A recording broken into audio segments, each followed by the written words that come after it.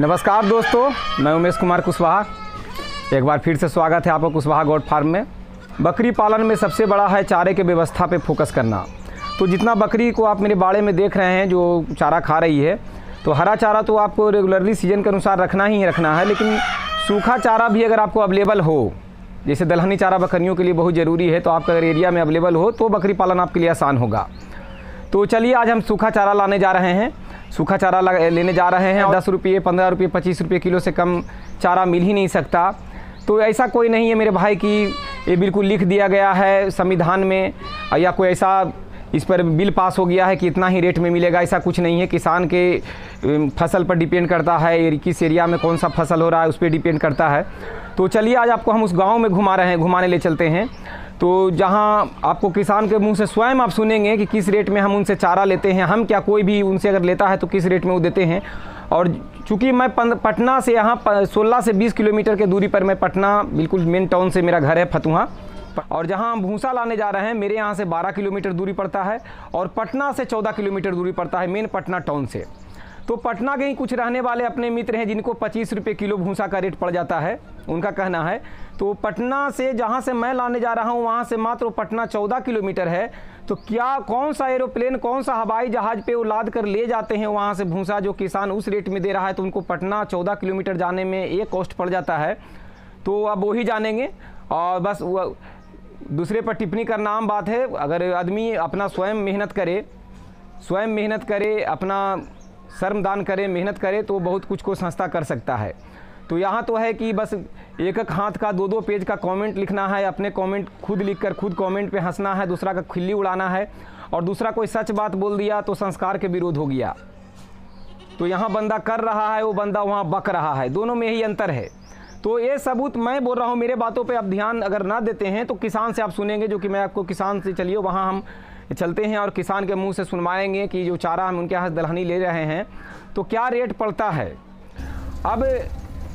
अब देखिए गांव का सीन ही मनोरम होता है। अब हम लोग चल दिए हैं गांव में। आप देख रहे हैं कि जैसे शहरों में जिस टाइप से ट्रैफिक है, प्रदूषण है, गांव का देखिए स्वर्गवार नज़ारा है। बिल्कुल रोड पे कहीं से कोई आपको वाहन दिखाई नहीं दे रहा है, बिल्कुल सन्नाटा है, मनोरम स्वर्ग जैसा माहौल है।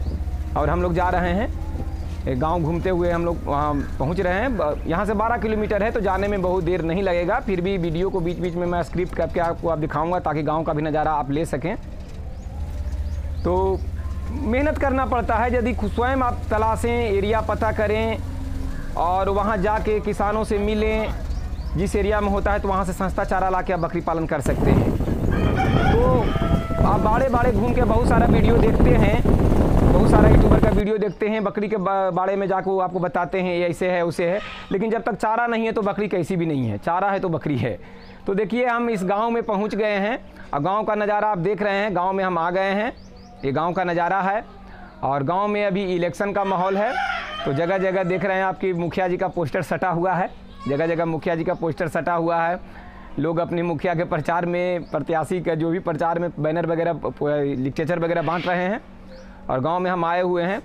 गांव में किसान अपना फसल काटने के बाद इस तरीक़ा से, जो उनका घर पुराना वाला घर है जो खंडहर टाइप का हो चुका है, उसमें अपना ये चारा वगैरह इकट्ठा करके वो रखते हैं। तो हम वहाँ आ गए हैं और स्वयं मेहनत करना पड़ता है दोस्तों। देखिए हम जिस तरीक़ा से अपना काम हम स्वयं करेंगे, या फिर आप वीडियो में आप देख रहे हैं कि ये कोई दिखावा नहीं है, मैं जितना हो सकता है अपना काम स्वयं करता हूँ, ताकि एक बिंदु पे अगर बंदा कोई किसान अपने आप को समझेगा तो ही फार्मिंग करें, क्योंकि ये किसानों का ही काम है, साहबों का काम नहीं है। नहीं तो ज़िंदगी बीत जाएगा लंबा कमेंट करने से। बहुत ज़्यादा ज्ञानी होने से कोई बकरी पालन नहीं कर लेगा। बकरी ये नहीं पूछती कभी कि तुम बहुत अंग्रेजी जानते हो तो मैं बच जाती हूँ।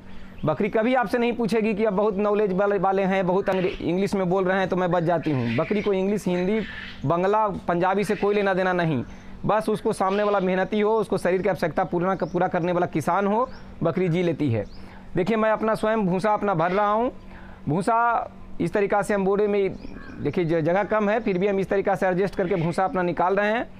और पहले भी मैं यहाँ से ले जा चुका हूँ और ये रख दिया गया था इनको, चूँकि इसमें अनाज रखना था।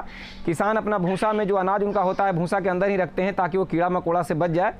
तो इस तरीक़ा से किसान का भूसा इसमें रहता है। और आगे हम अब किसान से भूसा अपना कर लेने के बाद काम, भूसा जब हम बोरे में भर लेंगे, आप देखिए कि इस तरीक़ा से बकूक में सरिया के वो रखा जा रहा है। और जब पूरी रूप से हम भूसा इसमें कर लेंगे तो किसान से भी हम आपका बात कराऊंगा, जो किसान आपको खुद बताएंगे कि किस रेट में मुझे भूसा मिला। तो इस टाइप का आप ये वीडियो से अगर आप बोर होते हैं तो बकरी पालन आप कर ही नहीं सकते। यही टाइप का जो वीडियो है जो ही आपको सक्सेस करा सकता है, एक मोटिवेशनल बातें जो कि आप में जोश पैदा करे और रियल चीज़ें हैं, कोई आसमान पर उड़ने वाली बातें नहीं है। किसान से मिलेंगे तो ही किसान का चीज़ आप तक पहुँचेगा। बिचौलियों से लेंगे तो बिचौलियों से आपको महंगा ही पड़ना है, क्योंकि उसमें उनका बिजनेस होता है, बहुत सारे कुछ करके वो देते हैं। तो इस टाइप से आप किसान का ही बात आगे सुनेंगे। मैं किसान से आपको मिलवाऊंगा। हालत तो अपना, चूँकि अब किसान हम भी हैं, तो जिस तरीके अब आए थे उस तरीक़ा से तो अब है नहीं, क्योंकि हम भी भूसा भरे हैं, तो हालत मेरा भी थोड़ा सा जिस तरह से हो ही जाता है भाई, किसान का काम है। तो ठीक है दोस्तों, आप किसान का बात आगे इसके आगे किसान से स्वयं सुने कि किस तरीक़ा से किसान किस रेट में हमें दिए हैं। धन्यवाद। हमने रियल किसान है जिनके यहाँ से मैं भूसा ले जाता हूँ, और अभी भूसा का सीज़न नहीं है, चूँकि सीज़न होता है अप्रैल मई मार्च के बाद का सीज़न होता है, लेकिन उस समय मैं भूसा ले जाता हूं। और जो भूसा होता है, चूँकि इनको बड़े बड़े किसान हैं तो इनको बहुत सारा अनाज रखना होता है, तो कुछ भूसा स्वयं रख लेते हैं जिसमें ये अपना अनाज रखते हैं, और बाद में इस समय मैं आकर दिवाली के बाद वो भूसा को ले जाता हूं। तो क्या मुझको उस समय क्या रेट में मुझे खेत में डायरेक्ट क्या रेट में देते हैं, और क्या रेट जनरली सबके लिए होता है किसानों के पास, और इस समय क्या रेट हो जाता है, जो आप किसान से स्वयं सुने। अपना नाम और गाँव का नाम बताइए भैया। मेरा नाम संजीव कुमार है, घर चकसूरत है, थाना गौरीचक और जिला पटना है। हाँ। जैसे जिस समय मार्च अप्रैल में कटाई होता है, मार्च अप्रैल में ना, तो उस समय जो मसूर का चने का जो भूसा का रेट क्या होता है, किस रेट में आप सामने वाले जो किसान खरीदने आते हैं या कोई व्यापारी, उनको किस रेट में आप देते हैं? करीब 150 रुपये मन के हिसाब से उस समय मिल जाता है। एक मन में कितना होता है? 40 किलो। 40 किलो का एक मन और 40 किलो का 150 रुपया लगता है, तो प्रति किलो कितना पड़ गया आप समझ लें। बहुत लोग का कहना है कि इतना महंगा भूसा है, और विश्वास नहीं करते हैं, तर्क करते हैं, वो सोफे पर बैठ के डायलॉग मारते हैं। उम्र होने से कोई ज्ञान ही नहीं हो जाता। मैं आज भी बोल रहा हूँ, ये सामने किसान हैं और अच्छे खासे किसान हैं, और इन्हीं का नहीं, इस एरिया में जिनका भी रहता है उसी रेट में मिलता है।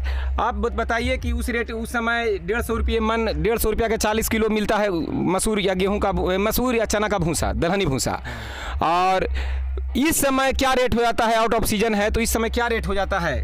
इस समय आउट ऑफ सीजन है तो मांग के ऊपर है। ऐसे तो मतलब कि करीब 300 सवा 300 रुपये, 350 के आसपास अभी मिलेगा मन।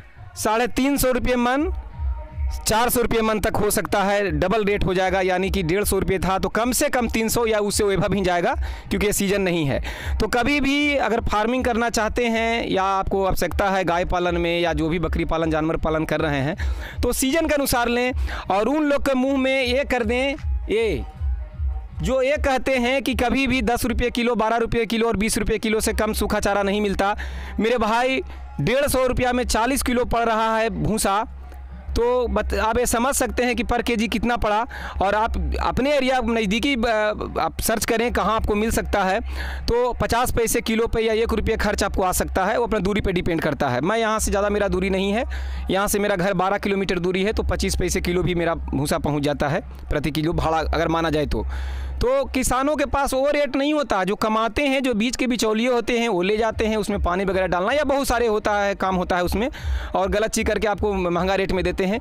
किसान बेचारे तो अपना किसान से साफ दिल का इंसान धरती पर कोई हो नहीं सकता। अगर मेरे हिसाब से अगर किसान कहीं बसते हैं तो भगवान अगर कहीं बसते हैं, मेरे हिसाब से तो किसान के दिल में ही बसते हैं। अगर भगवान किसी को देखना है, गाँव में जाएँ और हल चलाते, कुदार चलाते वो किसान को देखें, आपका भगवान का दर्शन हो जाएगा। इतना साफ दिल का इंसान, आपको सस्ता रेट भी मिल रहा है डायरेक्ट। आने के बाद आपको चाय पानी जितना उनसे हो सकता है वो भी होता है। एक आप अतिथि देवो भव का अगर जानते हैं तो किसान के पास ही होता है। तो बहुत लोग कहते हैं कि सीजन में 500-600 रुपये पड़ता है, ऐसा है? नहीं, ऐसा कहीं नहीं है। 150 रुपये? हाँ, 150 रुपये, 200 रुपये अंतिम लास्ट है। अंतिम अगर फसल खराब हुआ तो बहुत 200 रुपये जाएगा। हाँ, बस अंतिम लास्ट है, 200 से ज़्यादा नहीं जाता। नहीं तो 150 रुपये एक मिनिमम रेट। हाँ, मिनिमम रेट। आपने किसान के बात सुना, तो ये होता है सही रेट, और इससे बड़ा सबूत मैं आप लोग को नहीं दे सकता हूँ। नमस्कार दोस्तों, प्रणाम।